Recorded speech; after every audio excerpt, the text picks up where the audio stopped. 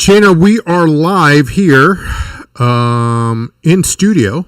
Hope you had a nice holiday break, everyone. Shayna, what about you? Yeah, man, Christmas was good. Spend time with family, all that stuff, So, how about yours? Can't complain, cannot complain. Got some nice gifts, but the important gifts, of course, as you stated, spending time with the fam is the most important gift to me. And yes, I did go to church. Oh, man. All right, let's jump right into it. But before we even get to that, Chano, we do have some good news. We survive week 17. A close one. A very close one. Gosh, survive. Those Broncos didn't make it easy on us, did they? No. Squeaky bum time. Oh, yeah. Yeah, I didn't expect it to be that close at all, but yeah, those Broncos, they pulled out the win for us, though. If you guys have been following us on Survivor, we are down to 2 left in our Survivor League, and we had the Broncos going last night as our pick. Close game. Do you think that's Kelsey's last game? As everybody's trying to hype it up last night? I mean, I don't want to get in trouble with my wife, so I'll say this. If she's making $1 billion a year, I gotta go. Sorry. Yeah. I mean, she's kind of cute. She's okay. I don't think she's all that. She's no Scarlett Johansson or anything like that. But she's okay. You had all those zeros, and they see all that in the bank account. That makes it a lot better too. I agree. She's no Selma Hayek back in the day. I'm just saying. Selma Hayek now is still looking. She's still getting it done. I'll say she's still looking good. I'm just saying. I got or Penelope Cruz. I can list a bunch of. I'll tell you who's hurting. I was watching Tulsa King. Dana Delaney. What happened, girl? She's looking rough, dude. I need to start watching this show. I haven't watched any of it yet. I think I told you the only part I watched was that Jerry Jones was in it for one episode, and I saw that little clip. Oh, that was Landman. Oh, Landman. Yeah. That's not Tulsa King. That was Landman. Yeah, Landman. Yeah. Now I'm getting them all confused. There's too much stuff to watch nowadays. It's hard to keep up with everything. Like I said, she's no Sydney Sweeney, but I'm just saying. I'm just saying. All right, so I don't get more. As long as they're happy, good for them. That's all. I agree. But yeah, it looked to me like that might be his last one. You never know. We'll see. Yeah, you never know. You never know. We'll see. Especially with Mahomes getting hurt, and he probably may or may not be ready by week 1 next year. I think that's tough for a veteran like him that wants to come back. Sure. Because if Mahomes doesn't play the first month of the season or something like that, they might be back in the same spot they're in now, where they started off with that slow start and then they couldn't catch up and get back in the playoffs. Yeah. All right, let me start off with my pick in the NFL. This is week 17, of course. NFL, thank you for joining us, and hope everyone's having a nice or continuing to enjoy their holidays. As the new year is about to kick in here. I'm going to start with Saturday's game. There were some nice games yesterday on Christmas. Netflix, they did have. I've read some reports. They did have some issues with the streaming, etc. But and then the prime game, which was the Broncos KC. That's the game that we were talking about. A little squeaky bum time.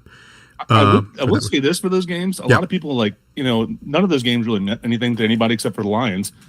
Stupid Lions killing our parlay. They needed to win to have their playoff chance still alive. Yeah. Right. But outside of that, didn't mean a whole lot to anybody else. At least they were competitive and pretty fun to watch. Absolutely. I was if the teams were still into it and stuff. And we're going to do our skins breakdown eventually later, but I have some things to say about them too, but we'll do that in our other one. But at least the games were entertaining. Yeah. That's what I was going to say. The spread for Saturday's game, I'm of course referring to the 4:30 game, the Texans and the Chargers. The spread has gone down a little bit. I got Houston at plus 2.5. Now, maybe put a little sprinkle on money line. It's down to 1.5. And you can get that at minus 105 over. Excuse me. You can get that at minus 105 over at BetMGM. But if you want to do a little sprinkle on money line, I've got no problem with that. I think they have a great shot for that. As there's still some playoff implications that are happening, not just for the Texans, but of course with the Chargers. But the Chargers, I should say, go back to Houston. Houston has played very well on the road. So I think this is something that I think if you want to do money line, you can get that at FanDuel at plus 108. It's still available. Do it now if you're going to do it. I got it in at plus 2.5 at minus 110. I'm going to stick with that, but I wouldn't steer anybody away from a money line Houston over the Chargers. I like that one a lot. When you sent me your picks, that was going to be one of mine, and I was like, all right, I'll switch it to something else because I think the Texans are going to roll. They've been playing really well lately. So I like that 100%.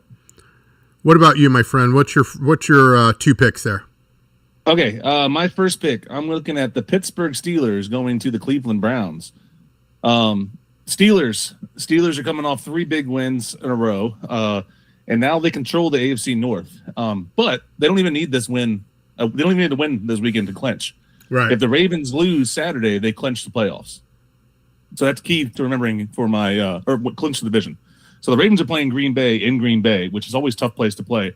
And they have Lamar out. Lamar's not playing. Jordan Love's been ruled out for the Packers as well, so who knows what's going to happen in that game. But the Packers at home are hard to beat, so who knows? So this game could mean nothing for the Steelers. So that plays a lot into my pick here as well. But the Browns compete a lot at home. They keep that. All their home games have been super close this season. Their defense plays incredible at home.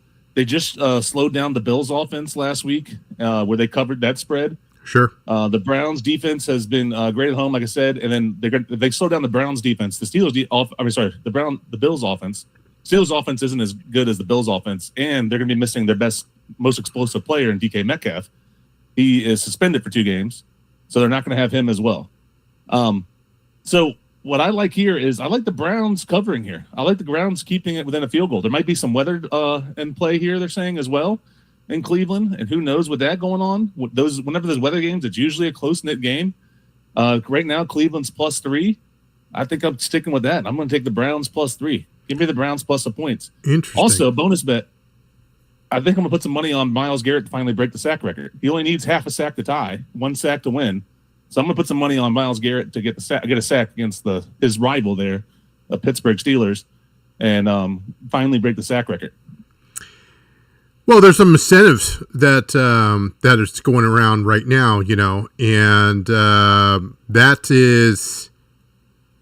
is of course the talk of the town. But now Vegas is the books are starting to get a little wise in a sense of what's going on with their, with the contract, with the incentive. That's stuff that we've talked about before. Yep. So, all right. So we've got the Browns plus 3 here. What's your second Browns pick? Plus 3. Second pick, I'm looking at the Arizona Cardinals at the Cincinnati Bengals. This game doesn't mean anything for either team, except for draft position. And when games like that, I think 7 points is a lot in games like that. No one really wants to blow any other team out.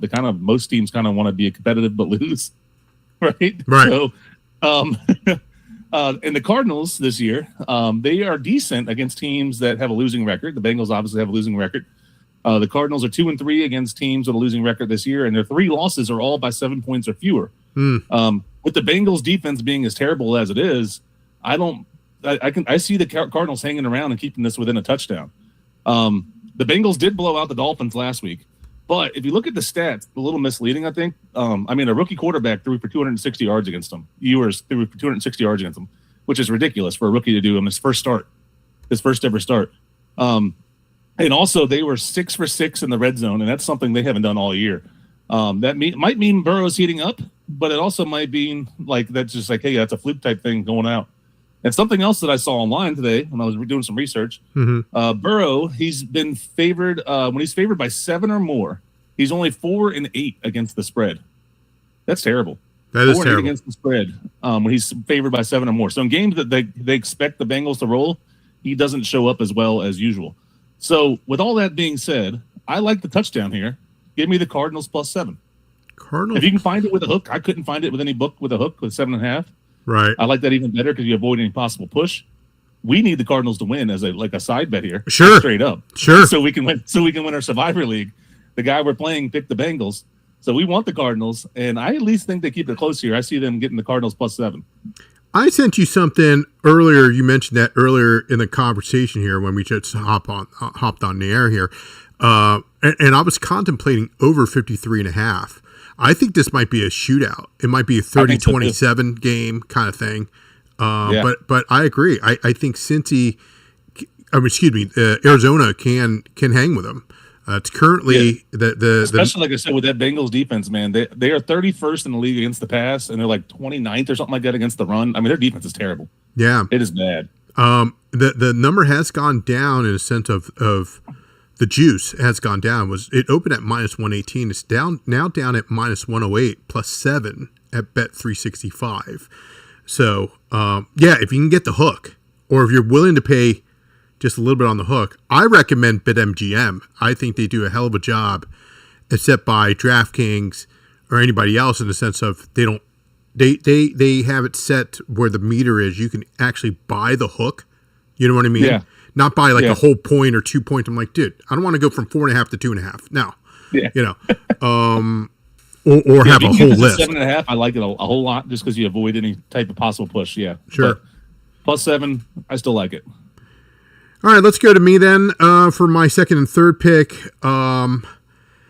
So I mentioned the Texans. For those who just joined us now, the Houston Texans at +2.5. It's now down to +1.5. I wouldn't sway anybody going money line for that at +108. I'm going to go with the Philadelphia Eagles at +3.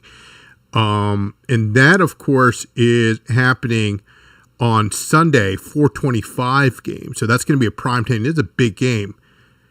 It's gone down tremendously. It's now down to +1.5. So, again, you can even take a money line if you want. So this is not there. You'll notice I'm taking a lot of dogs here. So I took the Texans, obviously a dog. Philadelphia's. Now, Allen is, of course, going to play, but he's not 100% because of his foot. So it's going to be limited for his running availability, et cetera. So I think that's going to be an issue there. The Philadelphia Eagles now at +105 money line at BetMGM, but you can get it at +1.5 at -110 at FanDuel. I got it in early, at +3. Matter of fact, I take that back. It was at +2.5 when it opened. So I got that in early. It's gone down a full point. So, I mean, the +1.5, I don't see the point of taking that. So might as well just go money line. So I'll go with what I got it in. And I got it in at Philadelphia Eagles +2.5. That would be my second pick. My third pick. I like that a lot for your second pick, just because the Bills' defense can't be trusted either. I know the Eagles have been struggling offensively, but they have to get right eventually going into the playoffs here. And they faced the Skins defense, which wasn't great last week. Didn't put up a ton until like near the end of the game. But then the Bills' defense, they've been giving up 30 points left and right here. Yeah. Like every other week, it seems like they're giving up 30 points. It hasn't been them yet, but eventually it will. So that's not a bad play there. My last pick is, this was very difficult for me to actually decide. I did lean maybe Panthers +7. If you can get that as Panthers +7.5. Now, of course, they're taking on Seattle. So, I think it is at +7.5 if you want to go to FanDuel. But it's Seattle, and I'm not 100% sure if they're going to show up or not. I mean, it's a long trip across the states there.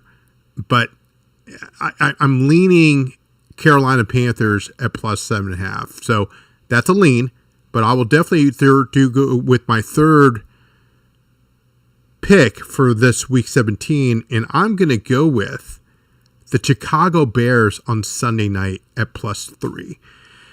Chicago has been great. They have more of a rest than San Francisco does, and Purdy really hasn't. San Francisco really hasn't done. They've been playing a lot of close games lately, so Chicago, you can get at even money at Bet 365. If you can get, if you're willing to buy a half a point, again, here's another half a point. If you're willing to get a half a point, do it. Then you should be ready to go. Chicago helped me out last week. We were a little scared. I did go 3-0, as you know. Yep. But I'm going to ride it again with Chicago. I think San Francisco, they're in, right? So yep. They clinched playoff spot already. Yeah, Chicago has a lot to play for. I mean, Chicago's clinched as well, but if we're talking about the 1 seed, I think this is something that Chicago needs. This is going to be a very close game. That's for sure on Sunday night, and Sunday night gives some great games. All they have to do is replace Chris Collinsworth. But other than that, yeah, so that'll be my official pick. I'm going to go with Chicago +3. If you can get it at 3.5, book it. But yeah, so again, something about their opponent here, the Niners. You're bringing them up, and I think the Niners, Coach Shanahan there deserves some credit because they've had a lot of injuries and they're 11-4, whatever they are. They got a good record. But if you look at the teams, they're on a 1, 2, 3, 4, 5 game winning streak. Mm-hmm. If you look deep into the teams that they're playing, they're not playing anybody good last couple of weeks. They played the Cardinals, they played the Titans, they played the Browns, they played the Colts last week, and Phillip Rivers actually looked decent against them. Old man Rivers. Yeah. So I agree with you here. I think the Bears could definitely cover this. Yeah, I'm hoping they can. But I mean, there's a lot that's riding here because if Chicago does win, I think Ben Johnson, even though I have money, as you know, on Vrabel and on Sean Payton for Coach of the Year, I didn't think of Ben Johnson. Should have put a little pizza on it. But if he wins, and he gets the 1 seed, I think he's Coach of the Year. No question about it. Even if Vrabel wins the 1 seed? Because of the harder schedule for Chicago. Yeah, I can see that. I'll tell you this, executive producer Mike is loving it. Oh yeah. He's in Germany right now, just throwing a party over there. So he's got nothing to worry about. Big Bears fan. It's weird that, the Pope is from Chicago. He's in the first year he's a Pope. The Bears are good. Little weird there, huh? I didn't think of that. Hey, yeah, I mean, that does happen. That does happen. The new Pope is from Chicago, and then in the same year that he becomes the Pope, the Bears start winning. I mean, is that coincidence, or is that some Pope magic there? Someone's looking over. I'm just, I know you went with Cleveland +3 on your first pick there, Shano. You also went with Arizona +7. Be great if you did +7.5. What is your final pick, my friend?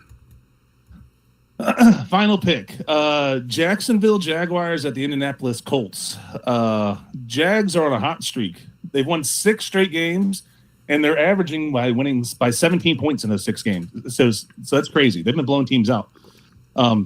Trevor Lawrence in the last 4 games has 12 picks, 0 interceptions. He's been playing out of his mind. Liam Cohen's got that offense humming, dude. Yeah. It's got it humming. Defensively, the Jags are first in the NFL against the run currently. First in the NFL against the run. And that's a bad sign for the Colts. Anytime the Colts have been the run games have been shut down, they have not played very well. That was mostly with Daniel Jones in a quarterback. Now they have old man Rivers. Yeah. And I think Rivers is pretty good given his situation. I've only been in the league for 3 weeks now, something like that, right? Right. And coming back at 44 years old after 5 years of not playing, he's looked decent. He's looked pretty good. But he still has struggled against the pass rush. And Jacksonville Jaguars are top 10 in pass rush win rate in the NFL. So I think they're going to shut down that run and force them into passing situations and then have Rivers under pressure a lot with that pass rush. So I'm taking the Jags minus the points. At the best odds I saw are -5.5. Yep. I'm taking the Jags -5.5. Jacksonville -5.5. I think that's the best spot I saw. I'm pulling it up now. Yeah, I saw that earlier as well. At -114 at Caesars. Our friends over at Caesars Sportsbook. So while Shane is looking up some stuff here, let's recap what we have. And you can see it in the chat, guys. Tell us your lock. We'd be happy to to discuss it as well. But I'll go with mine first, not in this order. Saturday's game, which is the Texans, I got it at plus 2.5 when it opened. So I'm going with the Texans plus 2.5. If you want to go money line, it's down to 1.5. If you want to go money line, please do so. I think the Texans do take care of business. My second pick was, again, not in this order, Philadelphia Eagles. I'm going to take them money line for that one. I don't need the 1.5. And then finally, the Chicago Bears plus 3 as they take care of San Francisco on Sunday night. Shano, your recap? All right, give me the Jags minus 5.5 against the Colts. Give me the Cardinals plus 7. If you can get the hook, that's even better. If you can get plus 7.5, they're playing the Bengals. And then my last one, Browns plus 3 against the Steelers. And then sprinkle some money on Myles Garrett to get a sack. He's only a half sack away from breaking the record. So if he gets one full sack, he's a solo guy with that record. Do you think Aaron Rodgers would ever do a Brett Favre and just lay down? Or yeah. Strahan? Why not? Isn't that weird? The Strahan beat the sack record against Favre, Green Bay Packers legend. And then Myles Garrett might do the same against Rodgers, another Packers legend. I mean, weird things have happened, and this has been a crazy NFL season. But yeah, I agree with that one. I agree with that.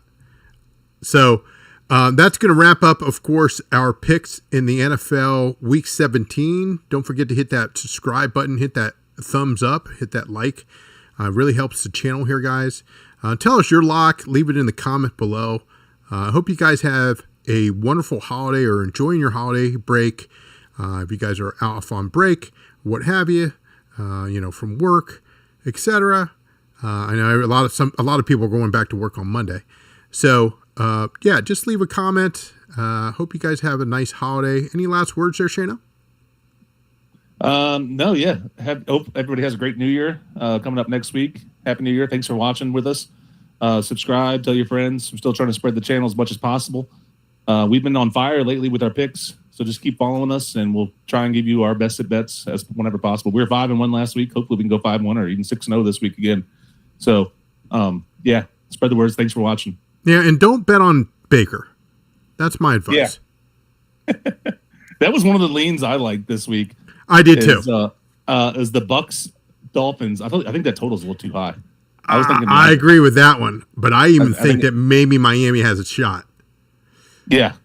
But I told everybody last week, I'm staying away from all Tampa Bay games. I'm not touching them. Every time I do, they come back and bite me in the butt. So I'm staying away. But Baker screws me over way too much. Yeah. As you say that, our friend $5 footlong there, Bucks Dolphins total is way too high. Take the under. So. I see that right now. Yeah, he's saying the same thing. I'm going to have to agree with that one. We talked about, of course, it's at 45 right now. We've talked about, of course, someone being on the hot seat. Yeah. So Todd Bowles' seat is getting warm for sure. It's getting hot. Yeah. And the Dolphins are playing a rookie QB. He played pretty good last week, but that was against the Bengals defense. Todd Bowles is known for drawing up some pretty exotic blitzes and stuff like that, Yep. So I could definitely see the Dolphins scoring very little this week. Yeah, so I agree. That was one of my plays, like lean plays there, was take the under of that game. But it's not going to be an official pick just because Baker screws me. Sure. If I pick it officially, he'll go out and they'll score 57 points by themselves or something like that. This guy. Well, folks, that's it for us. We're going to sign off for a few minutes and then get the wise man in here. So hopefully he's around, and we're going to have our college picks. So stay tuned. We'll switch over. We'll see you in about 5-10 minutes. And again, good luck to everybody. Have a good night, and we'll see you next time. Take care. See you guys.